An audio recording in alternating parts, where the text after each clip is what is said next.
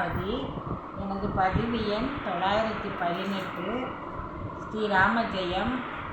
தலைப்பு: ராவணனின் வீழ்ச்சி ஆணவத்தின் தோல்வியா தர்மத்தின் வெற்றியா? சிவனையும் வெற்றி பெறக்கூடிய என் மகன் இந்திரஜித்தை ஒரு மானுடன் கொல்ல இயலாது. எனவே வந்திருப்பது மனிதன் அல்ல, வேதநாயகன் ஸ்ரீமன் நாராயணன்தான். சீதையை சிறை வைத்ததால் நாம் எல்லோரும் அழியப் போகிறோம். நாளைய போரில் ராவணன் இப்படித்தான் இறந்து கிடப்பான் என்று புலம்பி அழுதாள். ராவணன் எழுவான், நடப்பான், மயங்குவான். அவனது ஒவ்வொன்றையும் சொல்லி அழும். 20 கண்களும் கண்ணீர் கொட்டும். இந்திரஜித்தை காண போர்க்களம் செல்கிறார்கள். சொல்லி அழும். 20 கண்களும் கண்ணீர் கொட்டியது. இந்திரஜித்தை காண போர்க்களம் சென்றான். உடல் ஒரு பக்கமாக, கை ஒரு பக்கமாகவும் கிடந்தது.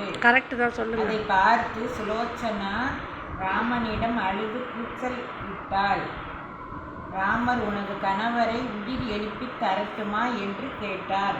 கீழே கிடந்த இந்திரஜித்தின் ஒரு கை முன் வந்து சுலோச்சனாவை நீ ராமபிரானை வணங்கி அக்கினி மூட்டி அதில் சுலோச்சனாவை உயிர் துறந்தார்.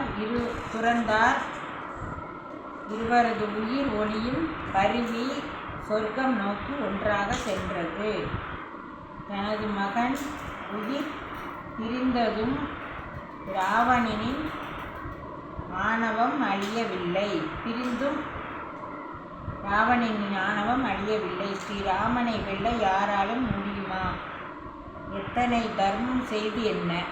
ஆணவத்தால் தம் அரசு, மக்கள், குடும்பம் அனைத்தையும் இழந்ததால் வாழ்க்கையில் குடும்பம், நட்பு, பாசம் அனைத்தையும் அடிமை கொண்டால் இனிமையான வாழ்வு தொடரும். ஸ்ரீராம ஜெயம். ராம் ராம். ஸ்ரீராம். நன்மை